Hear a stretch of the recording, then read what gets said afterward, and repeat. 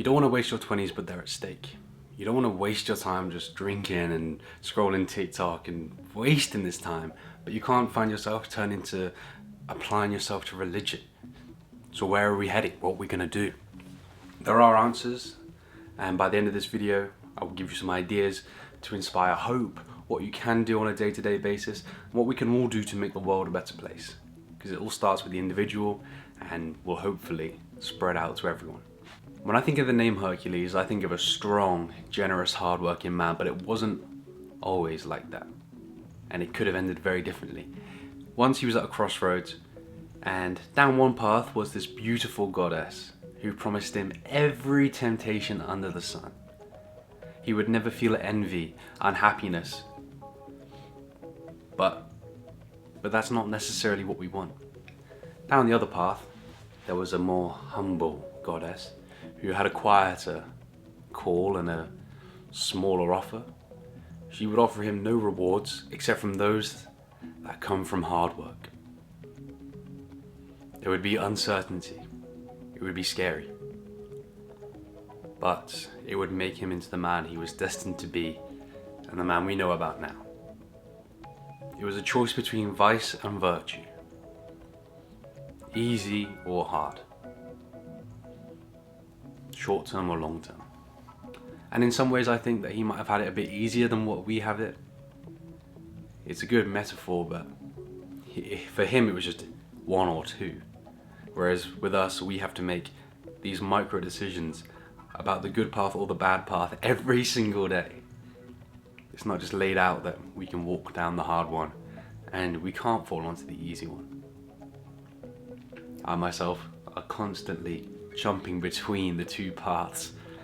I find myself spending half an hour on Instagram Reels and I'm like, this isn't who I'm supposed to be.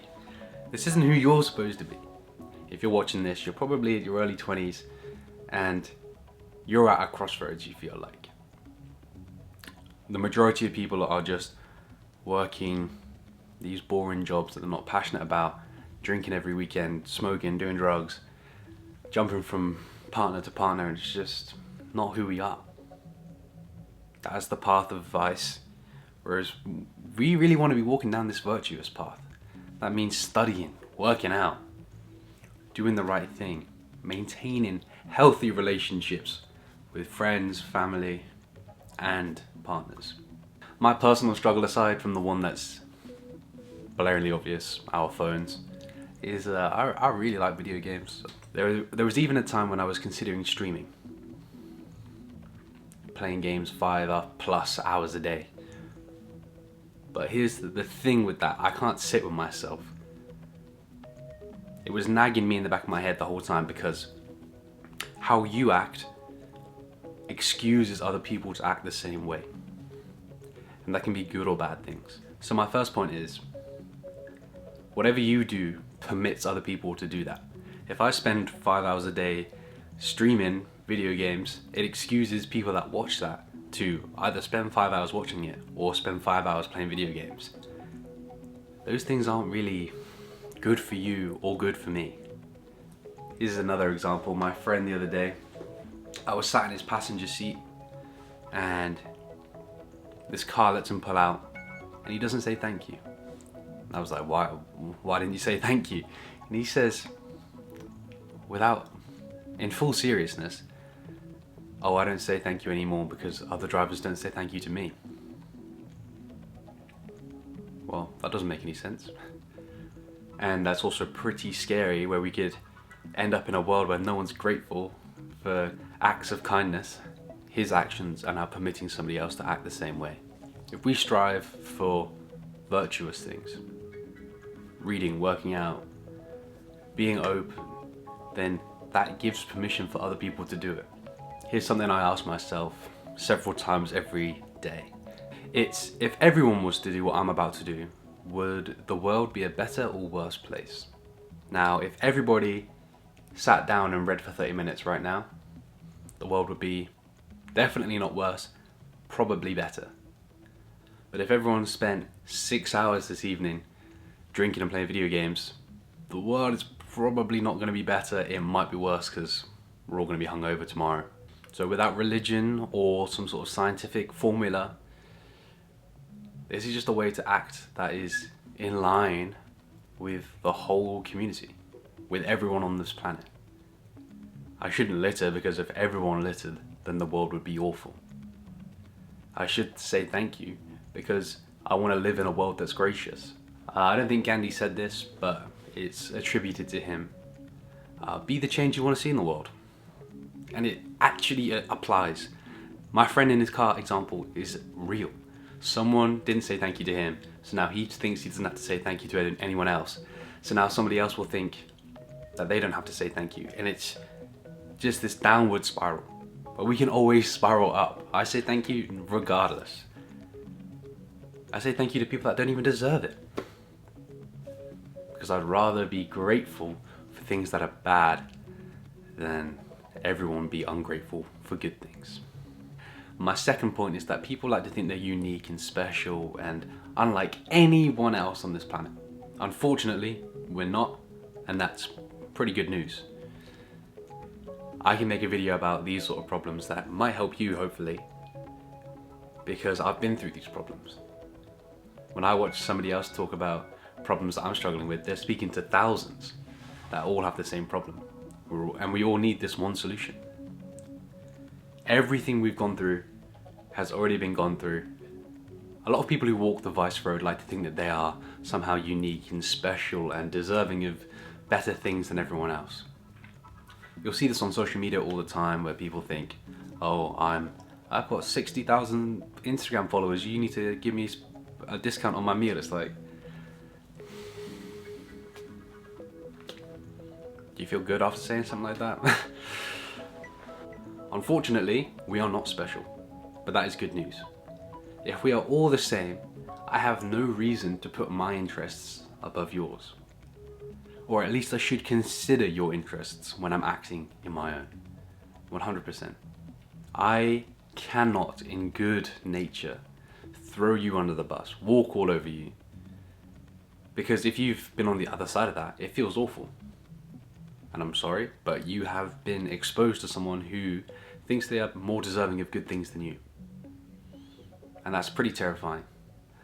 If you've read Crime and Punishment, you'll know this sort of story where the main character, protagonist Roger, thinks he could do more good with the money of this old woman. So he goes and takes it.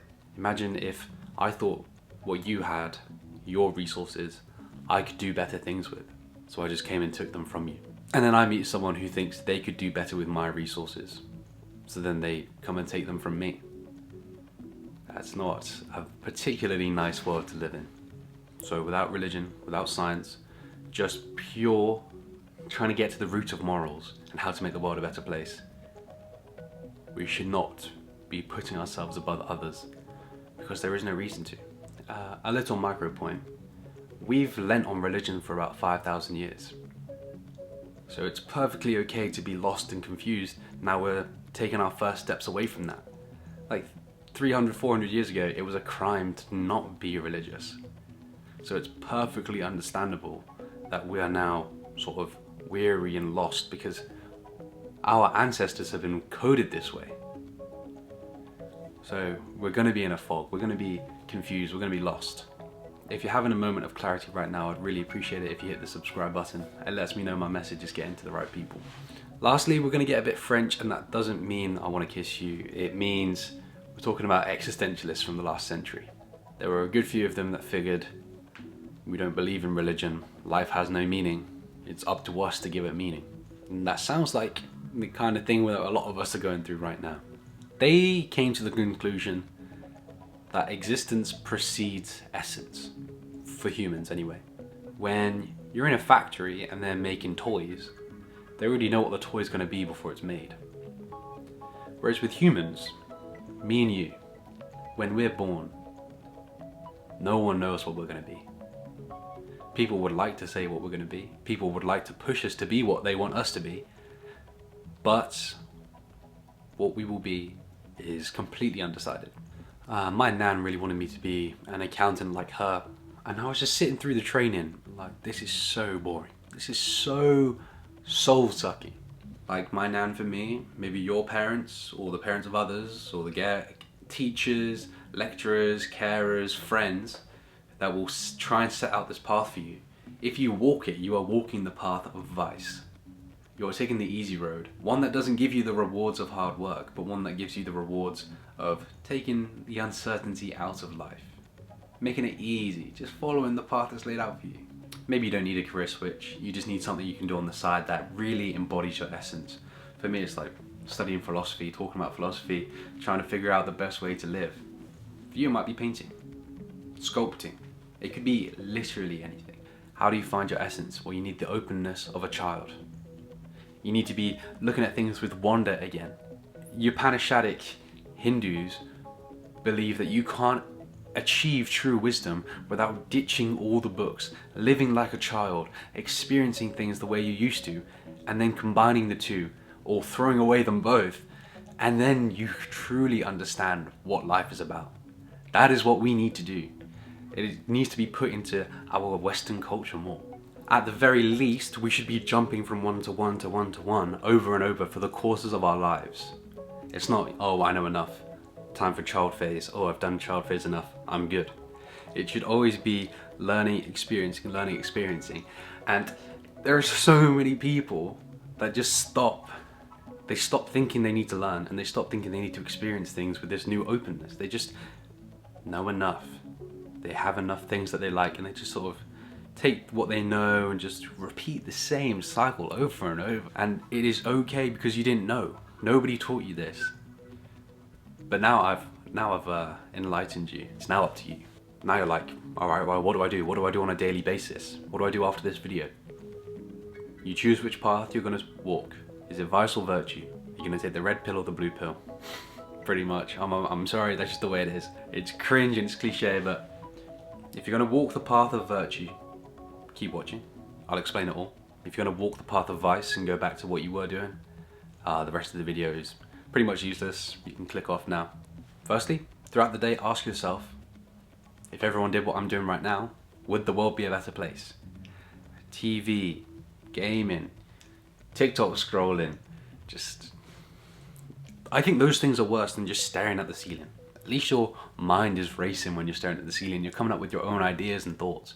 If you want some ideas, read, write, paint, doodle, talk to people. Not gossip. Ideas. What you want to see. What are your opinions on real matters? What have you read? What should you read? These kind of conversations, these kind of actions, sharing things. Just bake some bread. Anything. Secondly, try and remember that everyone is worth your consideration. People that you don't like, people that you do like. Everyone's human. We're all living for the first time. We're all going through the same struggles.